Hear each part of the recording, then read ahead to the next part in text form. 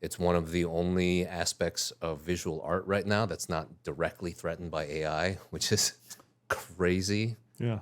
to think about. I mean, I've already started using Midjourney with my mural designs. Yeah, because I'm like, hey, this is a shortcut, and other artists are using this right now. So if I don't become friends with this, and if I don't figure out how to incorporate this into my practice, I'm going to get left behind. I see. And so it might come to a point where copyright laws, they decide like, hey, no one is allowed to use this stuff because it takes unfairly from images. That's fine. The second that they discontinue it, I'll stop using it. But until that point, like, you know, you adapt or you die. So Yeah, interesting. Absolutely. I mean, you see that in the culinary industry too. There's a lot of chefs that are, instead of using Google, right, you are literally asking GPT, you know, this is the recipe that I currently use. I find it too salty. I find it too acidic. I'm getting this type of feedback. What would you do to adjust it? And it'll actually spit out a new recipe that adjusts for that. yeah, It's scary, but that's also based really cool. in fact, like Yeah. based in actual practice. Yeah, it's cool. That's nuts. How have you, like, you've been using it personally? Like how has it have been affecting the space now? I mean, sure, like there's that fear of it's gonna completely just render a unique image, and that could replace, you know, an artist's opportunity. But what about now, where it's not so? I don't know. Actually, you don't know if it's that intense yet. We're seeing the beginnings of the market penetration. You know, obviously with the text-based programs, you don't have a single person in the corporate world right now that doesn't use this stuff for their emails now and for their daily quotidian tasks that they can't stand, and like all these things that, like, it's already helping with those things, right? Visually, I mean, I feel bad for my illustrator friends. I really do, because Midjourney, you know, these programs, they can crank out a 4 variations of an idea within about 90 seconds that might take a professional illustrator a week to render, right? Yeah. Where they're getting paid $1,000 a day to do this. There's no economical model against it. And at a certain point, you're going to have the first feature that uses these tools, right? They're going to say something like, oh, all of our storyboards were generated with AI, or all of our previs was done on Sora, right? Something like that. Yeah. After that, I mean, geez, it's off to the races. And that would normalize it a little bit, right? Well, no, yeah, it's going to democratize it for sure, Yeah, yeah. right? But you have this entire industry that's just rife for disruption right now, right? Because Hollywood is kind of like higher ed and healthcare, right? They've been escalating their costs with no real justification. You know, this, like a degree isn't worth 400 times what it was worth, you know, in 1995. Well, it costs 400 times, right? You're not getting 400 times the value from it, right? A trip to the hospital, you're not getting healthier by 1,200%. Guess what? The fucking cost is up by 1,200%. Yeah. So Hollywood's been like that for a very long time, right? Where you have these inflated budgets that keep getting bigger and bigger and bigger every year. And it's finally taken this kind of like past year of Disney just absolutely hitting the side of a mountain with every single movie that they release, where they've lost over almost $1 billion in the last year. And now they're going to go, holy crap. Like, we have to like stop the bleeding. We have to cut the fat. We have to get rid of like basically half our people.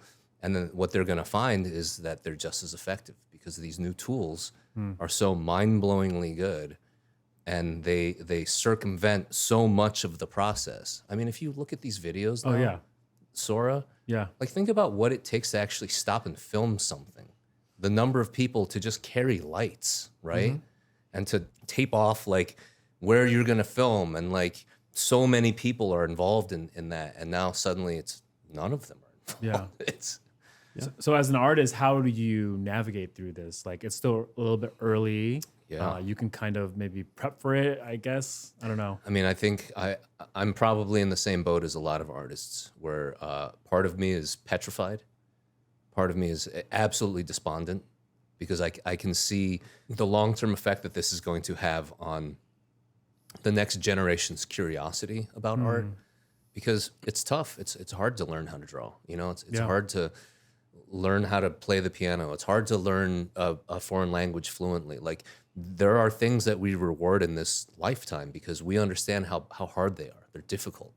when you meet someone who's a doctor, you respect them immediately because you know what it takes to get through med school. You have some idea, right? And so you go, wow, you have disciplined yourself in a way that I never could. And because you can do that, I respect you, right? And so art, it is that way, and it always will be that way. But I think you're going to have a cooling effect because what you'll find is that only the richest people will have the largesse to actually pursue something like art when the practical reason for art keeps getting circumvented by these AI tools, right? There's no longer a reason to pay a concept artist $1,000 a day to come up with some really cool ideas for your character. You just do a 4-line prompt, pay $24 a month, and you're there. I can't comprehend that, like drawing would become a dying art. You know what I mean? There's a lot of things that are at risk with the development of AI, but crazy. Like you said, John, it's about like adapt or die, right? And I remember even when I was in the tech industry for a long time, the last company I worked for, it was about adapting to cryptocurrency. The company I worked for basically helped launch Ethereum. Oh my God. And so seeing that evolution, like if you're not catching on this wave, you're going to die. And that's exactly what's happening in the financial institutions right now is you see digital currencies. We have digital USD. I'm seeing that in art. You're seeing that in culinary, even in pharmacy. They're developing AI tools essentially to replace pharmacists to the point where a pharmacist will literally just be the one signing off on it. Like the AI tool will be like, this is the diagnosis, this is what it's going to be, this is what we think, 98% probability, yes or no. Yep. And you're literally just the person signing off the legal responsibility. We had a meeting about that. Oh, did you? Yeah, we have an AI tool where it literally like skims like doctor chart notes, and they pull all the information, and then obviously that's just like a scanning tool, right? But then what the AI part does is it like summarizes it so that it's like clinically accurate, and then I just have to go, pick my nose and hit yes or no. Yeah, I read about this. That's crazy. You had a meeting about that. Yeah. Yeah. And it's coming into fruition. It's insane. Yeah, well, and we're in that same sort of transitional phase that elevators and elevator operators were back in like the 1920s, right? Because there used to be like a career.